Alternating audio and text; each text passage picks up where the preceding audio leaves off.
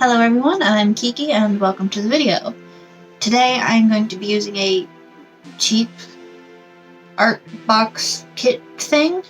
I say cheap because it's under $20, but it's got like a bunch of stuff in it.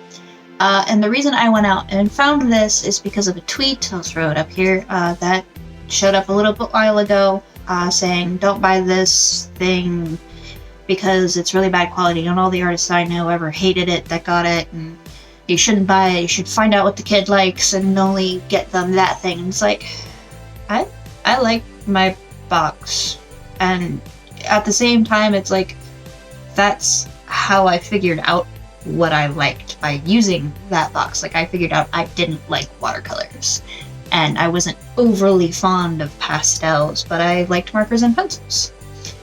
I couldn't find the exact kind, though, which really made me upset. But I did find something that was fairly close at Walmart. You know, not sponsored or anything like that. It's got all the same basic things in it, and from what I remember of seeing online when I was trying to find it, of like past prices, and because like all of it was like sold out and stuff like that. This was roughly the same price depending on where I looked. I did find one place, but it would have taken like almost a month for it to get to me, and I was like, I'm not waiting that long because I'll forget why I got it by the time it gets here. So yeah, I bought this, and I plan to use all of the different mediums in here. Probably not every single item, but at least all of the mediums to try and create one epic artwork. So we have pencils and markers and pens and watercolors and pastels and stuff. So yeah, that's what we're gonna attempt. And I sort of have an idea for a picture, so let's hop into it and see what we can make with some cheap art stuff. So I did some swatches before I started sketching, just so I knew what all the colors actually looked like before I started trying to use them, just so I knew which ones I wanted to use. And surprisingly, even with my better experience than some people apparently with these kind of boxes, there was actually only one dry marker, which is actually even better than some of my experiences with it. And it was just one of the yellow markers. It was the thicker yellow marker, so I still had the thinner yellow marker, so I wasn't really too worried about it. The pastels, or oil pastels, they're really not that amazing quality, but you know, they work. They had a fairly good selection of colors. I wish the browns had been slightly more different from each other because they were pretty close in color. There was also no brown markers, which bugged me. The watercolor, there were a few that were actually pretty opaque that I was actually kind of impressed with, but most of them were really translucent. The watercolors were also shitty enough that even with the high quality watercolor paper I was using, it was making the paper fray. So yeah, I also just have a hate, though. I don't like watercolor. I recently did another project, actually slightly just before this one, where I did just do complete watercolor that isn't going to show up yet. It's going to be future. So, but yeah, watercolors. Not the point of this video, but I decided it would be best, just based on other pictures that I've done where I've used multiple mediums at once, to start with the pencils and then lay on top of that. And it seemed to work really well, so I started with my little koi dragon and laying on a light layer of the pencil, and then, you know, building it up a little bit. They didn't layer very well, and like the orange was like this weird pastel neon color. Like, it wasn't pastel, but it wasn't neon. It was really weird, but it was the only orange I had. And then, like, there's 3 reds that are all pretty much exactly the same color. I'm like, give me an actual orange. Um, but I think I managed to get at least a little bit of depth and shadow on it, even with the bad layering. And then after that, I went with the watercolor in order to try and create the depth of the water to sort of, blur out the lower extremity of the tail. Trying to use fancy words, just use normal words. To sort of hide the tail and make it look not as visible. And then went back over the watercolor with pencil again, just to sort of muddy it. Just because even if you are looking down and the water is getting darker, you can still see shape. With the other dragon, I had a slightly similar but also slightly different issue of not having enough variety of the color. Like, the colors were so similar, it was really hard to get it to look different. The pose I picked didn't exactly help either, but I still feel that I did a fairly good job with getting at least a little bit of shadow in there, again using the watercolor a little bit on top just to help add a little bit more color and depth to it. The grass was definitely the hardest thing, because I in general have issues with grass, and this was also a top-down shot. How do you do grass from the top? Someone please tell me. I don't know. So the shitty look of the grass is not actually the product's fault. It's my fault, because I didn't know what I was doing. I was just like, let's scribble some color, and called it good. But overall, I'm actually really happy with how this picture came out. And for as low quality as everything was, it worked well together. Like, yeah, the watercolor made the pencil run a little bit, and it did sort of muddy it up, but it was easy to fix. And yes, there was one dry marker, but there was only one dry marker. And it was a little bit hard to layer some things on top of other things. Like, I tried to put, on their eyes, I tried to put the pastel over top of the watercolor, and it didn't quite work. I mean, I managed to get it to work, but it didn't work as well as I had hoped it would. But all in all, it's not the most epic piece, but it's a pretty great piece. It's actually fairly decent, considering what I was working with, the fact that I'm not a master painter.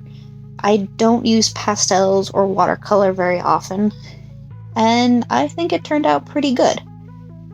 So I give this kit a solid 8 out of 10. Good 8 out of 10. Because it worked.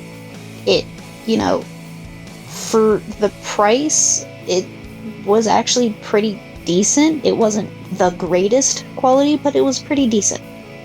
And I definitely think it's worth getting it for a young artist, for them to start off and figure out what they like doing. So, I'll let you watch the rest, and I'll see you at the end.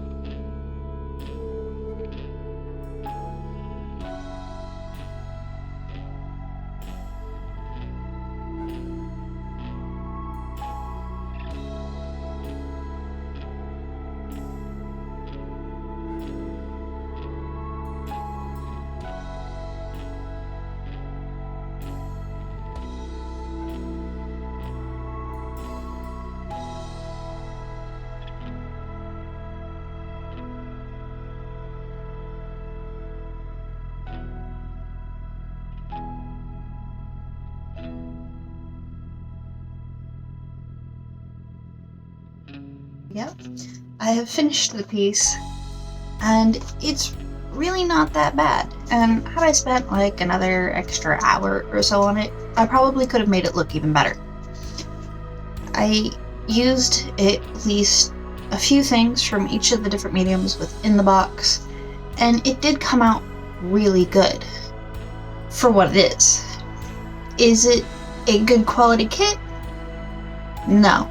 Are you getting a lot for it though? Yes.